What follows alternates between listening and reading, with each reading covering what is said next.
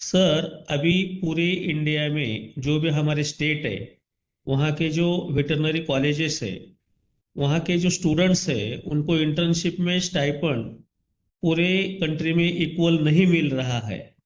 तो कोई दावे किए जा रहे हैं कि स्टूडेंट्स के स्टाइपेंड बढ़ाने में हमने मदद की, हमने कैबिनेट से बातचीत की, और उनके खुद के स्टेट में भी वो नहीं कर पाए।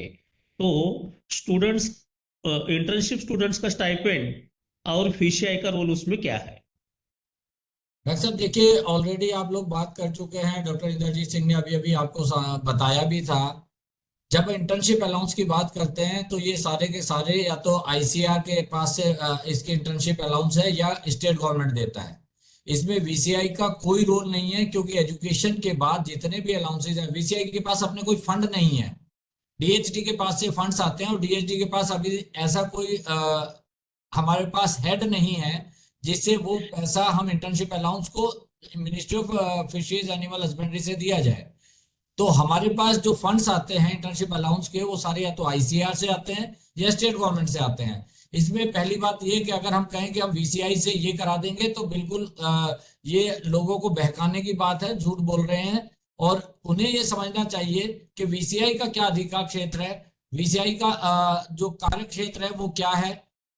इसमें जो एसोसिएशंस प्रेशर कर सकती हैं, वो स्टेट एसोसिएशंस हो या नेशनल एसोसिएशंस हो, जो वेटनरी की एसोसिएशंस होंगी वो खाली प्रेशराइज करके, लॉबी करके, गवर्नमेंट को रिक्वायरमेंट बता के, नीड बता के, डाटा के साथ दे सकती हैं।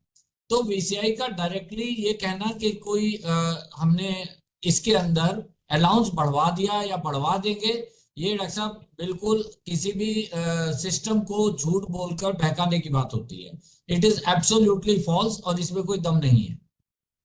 बिल्कुल सर, महाराष्ट्र में हमने हमारे मिनिस्टर साहब से, महावीर से बातचीत करके हमारे जो मापसू के स्टूडेंट्स हैं, उनका स्टाइपेंड हमने मेडिकल स्टूडेंट जैसा कर दिया है। सर, दूसरी बात है, ये पैराविट्स जो है, तो उनको कंट्रोल करने के लिए पीसीआई का रोल क्या है? डॉक्टर साहब देखिए, अभी तक जो बातचीत चल रही थी पैरावेट्स को रेगुलेशन करने के लिए, तो सबसे पहले चाहिए हमें पैरावेट्स की एजुकेशन में यूनिफॉर्मिटी। जब हम वेटनरी एजुकेशन की बात करते हैं तो पैरावेट की एजुकेशन वेटनरी एजुकेशन के अंदर ही आती है। और मुझे लगता है कि इसमें वीसीआई का बहुत बड़ा रोल है कि अगर हम उस एजुकेशन को, जो सपोर्टिव एजुकेशन है, अलग से उनकी बॉडी हो सकती है, लेकिन जो उनकी रेगुलेटरी बॉडी होगी, मुझे लगता है कि उसमें वीसीआई का रोल होना चाहिए। वीसीआई उनकी एजुकेशन को डिसाइड करे। उसके बाद जो माइनर वेटनरी प्रैक्टिसेस डिफाइंड है हमारे आईवीसी एक्ट में, उस प्रैक्टिसेस के अंदर हम कितना माइनर प्रैक्टिसेस किस तरीके से अलाउ कर सकते हैं, उतना प्रिवेल कराने के बाद हम उसे लेके जाएं अपने जो प्रैक्टिस रेगुलेशन है उसके अंदर, और दोनों को कंबाइन करके। क्योंकि अगर आप देखें तो प्रैक्टिस बाय वेटनेरियन और प्रैक्टिस बाय पैरावेट, हम दोनों को अलग इसलिए नहीं कर सकते कि जितनी वेटनेरियन की प्रैक्टिस हैं उसमें से जो पैरावेट्स हैं उनकी असिस्टेंस लगती है, जरूरत है उनकी। अगर आप डिस्टोकिया का केस करेंगे फील्ड में, तो खाली वेटनेरियन नहीं, उसे पैरावेट भी लगेगा। तो वो पैरावेट को क्या करना है, किस तरीके से सुपरविजन में काम करना है, कैसे उनके साथ हेल्प करनी है। और हम इसमें किसी भी पैरावेट को नीचे गिराने की बात नहीं करते हैं। हम पैरावेट को सुपरविजन में काम करा के उनका नियम से जो उनका हक बनता है वो भी उनको दिलवाएं। लेकिन साथ में हमें जरूरत है कि हम उसमें प्रैक्टिसेस में क्वैकरी को बंद करा दें। तो ये दोनों एक बैलेंसिंग की जरूरत है।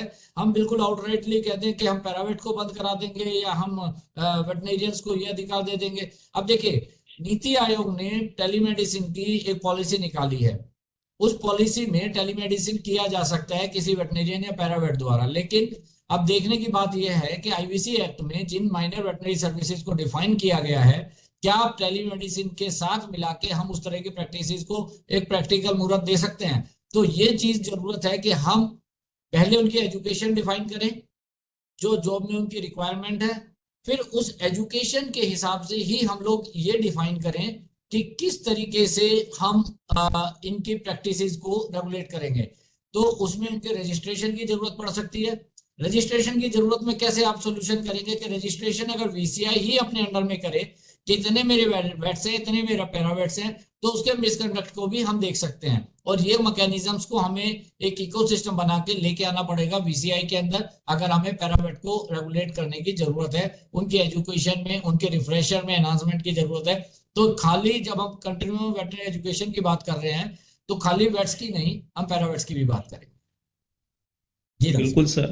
अगर सब पैरावेट्स अगर इंडिया में देखे जाए तो वेटरनरियन बन के वो प्रैक्टिस कर रहे हैं, उनको कहाँ ना कहाँ तो रेगुलेट करने की जरूरत है। और जैसा ह्यूमन में डॉक्टर केडर अलग है, नर्सिंग केडर अलग है, ऐसा हमारे वेटरनरी में भी पूरे इंडिया में फीसीआई ने मतलब कुछ गाइडलाइन निकाल के ऐसा करना जरूरी है कि वो केडर अलग हो और वेटरनरियंस का केडर अलग हो। अगर कोई पैरावेट वेटरनरियन बन के कुछ काम कर रहा है, खुद को वेटरनरियन बताता है, तो उसके ऊपर विषय क्या कंट्रोल कर सकती है? वीसीआई के पास जो ये मिसकंडक्ट का क्वेरी का एक नियम है कि आईपीसी एक्ट में माइनर सर्विसेज के अलावा रजिस्टर्ड प्रैक्टिशनर के अलावा प्रैक्टिस नहीं कर सकता है। तो इनके पास एक अधिकार है कि वो उसके ऊपर एक्शन ले सकते हैं, पेनल्टी लगा सकते हैं। लेकिन इस चीज को अगर मैं कहें आज की डेट में हम ये कहें कि सेंट्रल में जो IV veterinary council of India Delhi में है वही सब एक्शन करेगी, तो यहाँ हमारी रिक्वायरमेंट क्या बनेगी कि हम जो स्टेट काउंसिल्स हैं उसको मजबूत करें, उनके साथ जो फंक्शनल रिलेशनशिप है हमारी, खाली रजिस्ट्रेशन की नहीं, आगे के मैकेनिज्म्स को भी हैंडल करने की, उसे मजबूत करें। उनके पास जो अधिकार हैं इसमें हमें सपोर्ट भी मिलता है जो वेटनेरियंस हैं। कभी कभी मैंने देखा कि in the name of welfare activism लोग उनको परेशान करते हैं, प्रेशर करते हैं।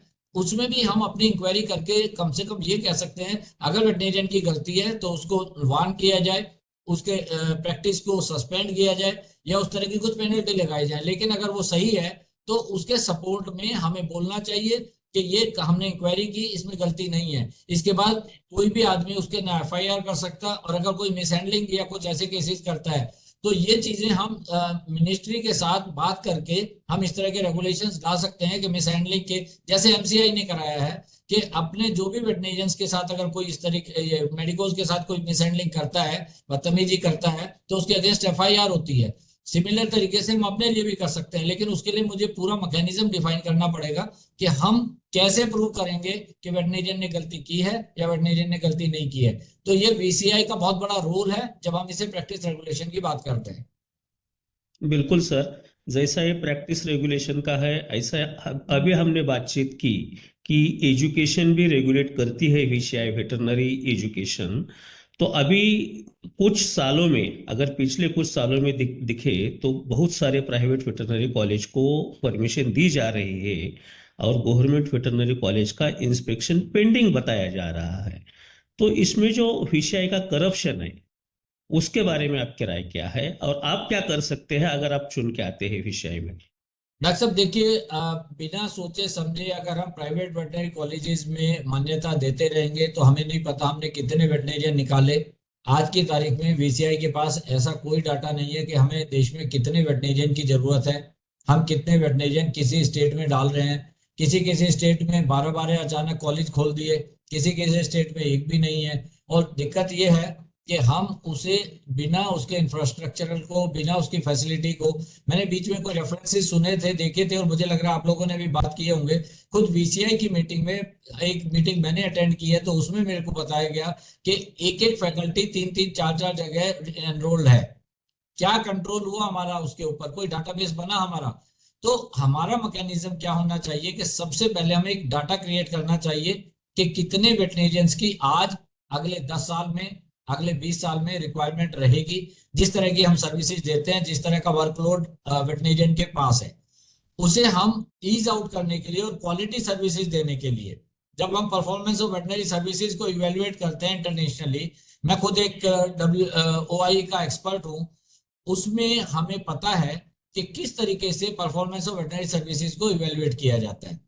अब इन सर्विसेज को समझने के लिए जो डे वन कॉम्पिटेंसीज हैं, जो हमारी रिक्वायरमेंट्स है वेटनरी को क्वालिटी देने के लिए, उसका एक ग्रैन्युलर डाटा रिक्वायरमेंट है कि हम जनरेट करें, स्टेट वाइज जनरेट करें, क्योंकि कहीं पॉपुलेशन ज्यादा है, कहीं टेरेन डिफिकल्ट है, कोई हिली टेरेन है, कोई डेजर्ट टेरेन है, कहीं आपको मूवमेंट बहुत आया क्योंकि उसमें आपके पेस्टोरलिस्ट बहुत हैं।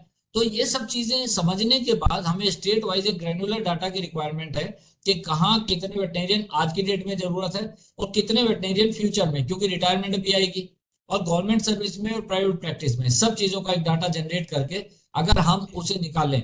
आज हम कहाँ बात करते हैं कि हम नेशनल कमीशन ऑन एग्रीकल्चर 1976 की रिपोर्ट के हिसाब से 5,000 कैटल हेड के ऊपर एक वेटनेरियन की रिक्वायरमेंट का टारगेट उन्होंने ईयर 2000 के लिए दिया था।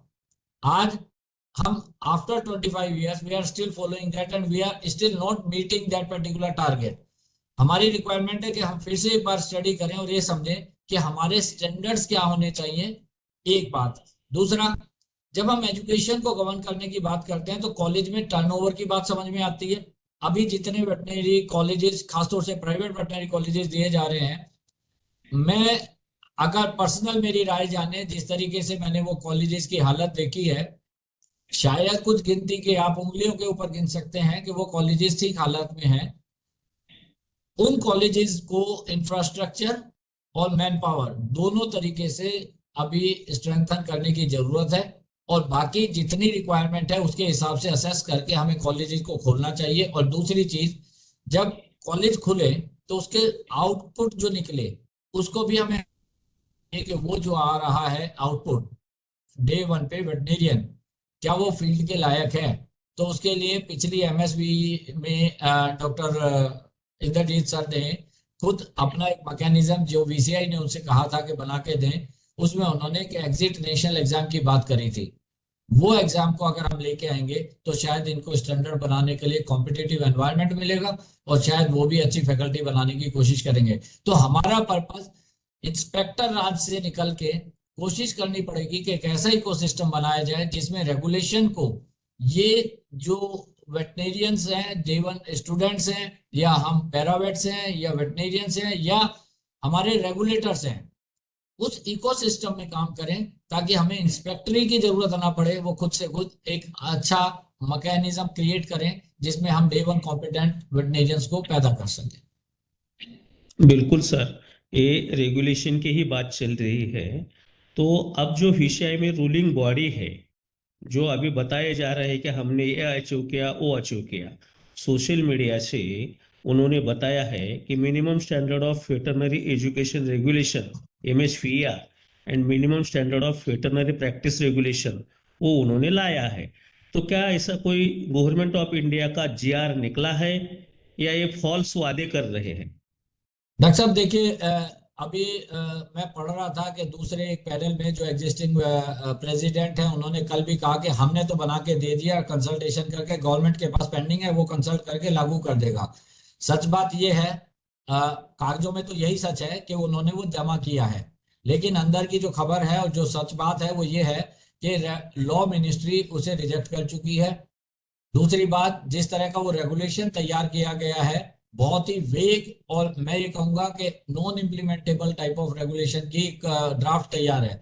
तो उस ड्राफ्ट को जैसे ही ये वीसीआई बनेगी, खुद मिनिस्ट्री, मेरी बात हुई है सीनियर ऑफिसर से, उन्होंने भी एक बात तय करी है कि अगर ये आते नई जो कमेटी आती है हम उसको देंगे, वो लोग रिविजिट करके MSBPR बनाए, और ये MSBPR MSBER दोनों के दोनों नए सिरे से, क्योंकि MSBR में तो खाली यही नहीं कि मिनिस्ट्री का इशू है, मिनिस्ट्री को ज्यादा इशू नहीं आएगा। इशू किसको आएगा? इशू आएगा जो हमारे इम्प्लीमेंटर्स हैं, कॉलेजेस हैं, और उनकी जितनी एकेडमिक एसोसिएशंस हैं, उनके अंदर बहुत रिजेंटमेंट है। वो कहते हैं साहब ये क्या सिलेबस बना के दिया, नंबर ऑफ फैकल्टी आपने घटा दी, वर्कलोड है एकदम आपने बिल्कुल रीडिस्ट्रीब्यूट कर दिया, इस तरीके से तो एजुकेशन नहीं चलेगी। इसका मतलब ऐसा लगता है कि जो MSBER को इन्होंने सिस्टम को भेजा है, DHD को भेजा है अप्रूवल के लिए, वो किसी एकेडमिशियन से कंसल्टेशन में नहीं हुआ है। जो जो एकेडमिशियंस ने कंसल्टेशन के बाद कुछ अपनी राय, अपने एडवाइस दिए थे, वो सजेशंस को इन्होंने दरकिनार करके अपने हिसाब से, जिससे इनकी रेगुलेशन, जिससे इनकी इंस्पेक्टर राज वाली एक मानसिकता वो चलती रहे, खाली वो एक बना के दिया है, जिसे बहुत लोग इन प्रिंसिपल रिजेक्ट कर चुके हैं, और अभी मिनिस्ट्री में भी वो पेंडिंग है, अभी उसका जियो आना बचा है। मतलब उसका GR तो निकला नहीं, मगर फॉल्स दावे किए जा रहे हैं कि हमने ये किया, हमने वो किया, किया तो कुछ नहीं। सर ये सब जान के अभी इंडिया के पूरे वेटरनरियंस जानना चाहते हैं what is the exact role of veterinary council of India, और अगर आपकी बॉडी चुन के आती है तो आप तमाम वेटरनरियन के लिए क्या करना चाहोगे? डॉक्टर साहब देखिए, एक्चुअल तो सच बात ये है कि अगर आप आईबीसी एक्ट को ध्यान से पढ़ेंगे तो उसमें मेजर फोकस हमारा दो चीजों के ऊपर है। पहली चीज एजुकेशन है, वेटनरी एजुकेशन, और इस एजुकेशन में कहीं भी ये डिफाइंड नहीं है कि आप यूजी है, पीजी है, पीएचडी है, पैरावेट है या कोई है। आप वो कहते हैं वेटनरी एजुकेशन। तो वेटनरी एजुकेशन मतलब पूरा वेटनरी एजुकेशन। आपने बीच में एक मुद्दा एक बार मुझे बताया था कि शायद कुछ कॉलेजेस ऐसे इन्होंने इनकी संज्ञान में आए थे जो बीएससी वेटनरी साइंस 3 साल का या 4 साल का इस तरह के कोर्सेज है, और इन्होंने एक ऐसी चिट्ठी लिखी थी कि हमारा इससे कोई लेना देना नहीं है।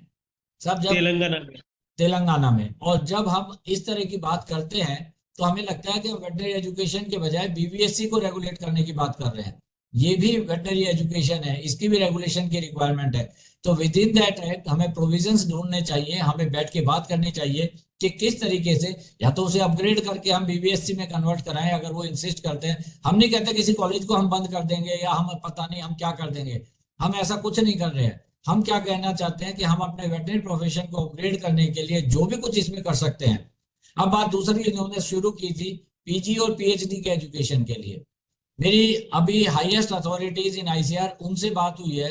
वो कहते हैं डॉक्टर साहब आपके पास क्या इकोसिस्टम है, हैंडल कर पाओगे, आप संभाल पाओगे पीजी और पीएचडी एजुकेशन? हमारे पास पूरा डीडीजी एजुकेशन के साथ मिला के पूरा बड़ा डिवीजन है, सारी एजुकेशन के साथ हम ये भी संभाल रहे हैं, आपके पास क्या तैयारी है?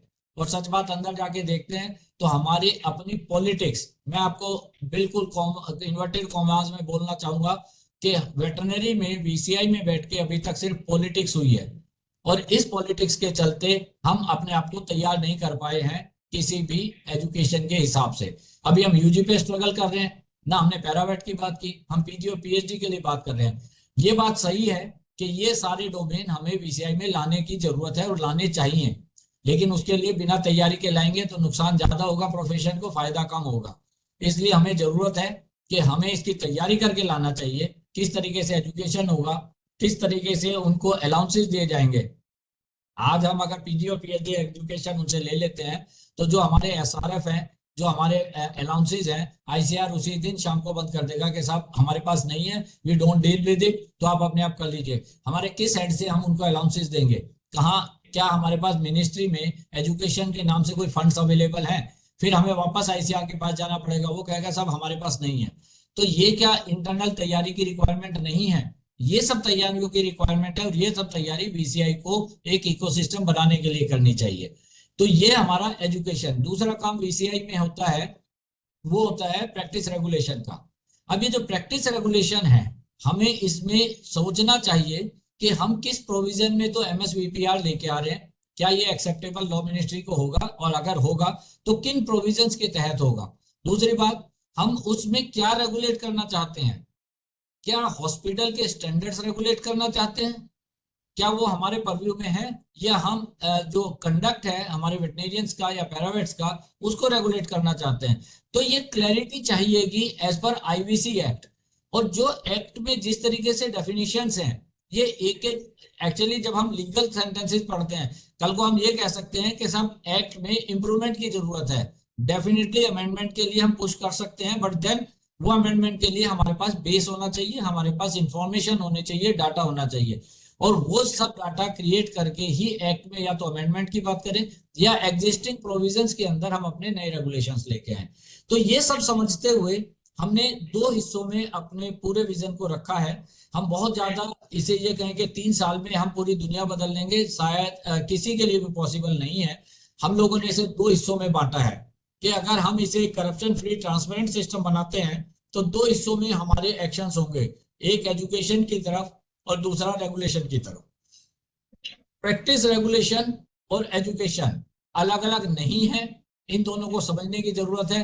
इसके लिए एजुकेशन में हमने बात करी कि यूजी करिकुलम, हमने बात की ecosystem for PG PhD education, हम बात कर रहे हैं कंटिन्यूअस वेटरनरी एजुकेशन की, रिफ्रेशर कोर्सेज की, जिसका एक सिस्टम हमें जनरेट करने की जरूरत है। जिसे बहुत ज्यादा रिक्वायरमेंट है हमारे फील्ड वेटरनरियंस को। कोई 30 साल पहले पढ़ के आया है, कोई 40 साल पहले पढ़ के आया है, कोई 20 साल पहले पढ़ के आया है। उसमें प्रैक्टिस के सिस्टम्स चेंज हुए हैं, स्पेशलाइजेशन सुपर स्पेशलाइजेशन की रिक्वायरमेंट आई है, लैब के लिए जरूरत है, स्टैंडर्ड्स की हॉस्पिटल्स के लिए वॉलंटरी रिक्वायरमेंट है कि हम हॉस्पिटल में वॉलंटरी स्टैंडर्ड्स पैदा करें ताकि वो अपने प्रैक्टिस को उस हिसाब से अपग्रेड करा सकें। और उससे अगर फंडिंग की रिक्वायरमेंट है, अगर टेक्निकल सपोर्ट की रिक्वायरमेंट है, तो हम मिनिस्ट्री से उसे एक पर्टिकुलर हेड से पैसा उठवा सकें। और साथ में डायग्नोस्टिक लेबोरेटरीज के इंफ्रास्ट्रक्चर की जरूरत है, वो भी हमें एक स्टैंडर्ड के तहत उठाना पड़ेगा। तो ये सारी चीजें हमारी एजुकेशन में जाती है। एक चीज इसके अंदर क्या होती है कि जब हम इसमें एमएसबी की बात करते हैं, तो जैसे मैंने अभी पहले भी बोला, हमें एक एग्जिट या नेशनल एग्जाम की जरूरत है जो हमें रजिस्ट्रेशन के लिए मस्ट हो। अगर हम वो कर पाए तो वो एग्जामिनेशन बेस बनेगा आपके रजिस्ट्रेशन का आफ्टर डिग्री। तो उससे खाली गवर्नमेंट स्कूल्स नहीं, प्राइवेट स्कूल्स में भी हमारी जरूरत पड़ जाएगी कि हम उसका स्टैंडर्ड एजुकेशन का अच्छा बनाएं। और इससे हमें एक मदद ये भी मिलेगी कि फॉरेन डिग्रीज के साथ हमें इक्विवेलेंस बनवाने में मदद मिल सकती है, जिसके लिए हम प्रयास करेंगे कि कुछ बायलैटरल ऐसी टाइज आए जो हमारे आदमी बाहर जाके प्रैक्टिस कर सकें या बाहर के कुछ आदमी हमारे यहाँ अच्छी डिग्री लेके प्रैक्टिस कर सकें। तो ये इक्विवेलेंस मैकेनिज्म क्रिएट करना और फिर नेशनल एग्जिट एग्जाम के अंदर उसे लाके रजिस्ट्रेशन के लिए अलाउ करना। तीसरा मैकेनिज्म हमारा होगा जो रेगुलेशन में हमने आपको पहले भी बात करी, एमएसवीपीआर के ऊपर बात करेंगे। स्टेट वेटरनरी काउंसिल के साथ जो फंक्शनल रिलेशनशिप है उसके ऊपर हमारी बात करने का एक मंशा है कि हम उन्हें कैसे रेगुलेशन में मदद लें, कैसे एजुकेशन में उनका पार्टिसिपेशन लें, किस तरीके से रजिस्ट्रेशन के जो इश्यूज अभी चल रहे हैं, ओवर जो हमारे क्रॉस स्टेट रजिस्ट्रेशंस की रिक्वायरमेंट है उसे हम किस तरीके से मैनेज कर रहे हैं, क्या जरूरत है बीसीआई को डायरेक्ट रजिस्ट्रेशन करने की, क्या स्टेट काउंसिल्स को रजिस्ट्रेशन करने की। और इस मैकेनिज्म को स्ट्रीमलाइन करके जो आज हम देखते हैं, डॉक्टर साहब आपने इलेक्टोरल रोल में देखा, हमारे पास कम से कम 10-12 हजार नाम ऐसे हैं इलेक्टोरल रोल में जिनमें फोन नंबर नहीं है। किसकी कमी है? जब मैं उन इनकम्बेंट से पूछता हूं कि साहब आप लोगों ने क्या फोन नंबर नहीं दिए थे, वो कहते हैं हमने एप्लीकेशन में सब लिख के दिया है। तो क्यों नहीं आया? क्या ये सेंट्रल काउंसिल की प्रॉब्लम है, स्टेट काउंसिल की प्रॉब्लम है, या दोनों के अंदर कोऑर्डिनेशन की प्रॉब्लम है? और जो भी प्रॉब्लम है वो रिलेशनशिप ही स्ट्रांग होगा तभी बात होगी। और इस सब के लिए जरूरत है डॉक्टर साहब, जो भी हम बात करें, चाहे एजुकेशन में बात करें, चाहे रेगुलेशन में बात करें, चाहे काउंसिल की रजिस्ट्रेशन की बात करें, इंटरनल मैकेनिज्म, हमें स्टेक होल्डर कंसल्टेशन बिल्कुल रेगुलर करना चाहिए। हमें स्टेट काउंसिल्स की मीटिंग दिल्ली में बुलानी चाहिए, हमें अकेडमीज के साथ बात करनी चाहिए, हमें सोसाइटीज के साथ बात करनी चाहिए, हमें गवर्नमेंट के साथ बात करनी चाहिए।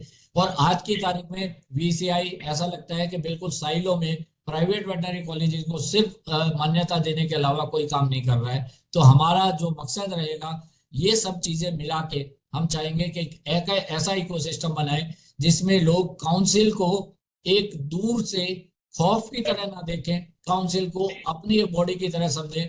और एक बात मैं जरूर साफ करना चाहूंगा, कम से कम मेरा पैनल, मेरे साथ मेरे साथी, आप लोग जितने भी हम लोग काम करेंगे, मैं चाहूंगा कि इसमें कोई पॉलिटिक्स हम ना डालें, कोई पॉलिटिक्स की बात ना करें। हम सिर्फ और सिर्फ वेटरनरी प्रोफेशन को अपग्रेड करने की बात करेंगे, ये हमारा सीधा मकसद है। हम इसमें कामयाब होंगे तो डेफिनेटली आप लोगों से मैं अपील करूंगा कि अगर आपको लगता है कि इस बात में थोड़ी सच्चाई है तो जरूर हमारे पैनल को सपोर्ट कीजिए। लेकिन अगर आपको लगता है कि हमसे ज्यादा कोई काबिल है तो जरूर उसे वेटरनरी काउंसिल में लेके आए।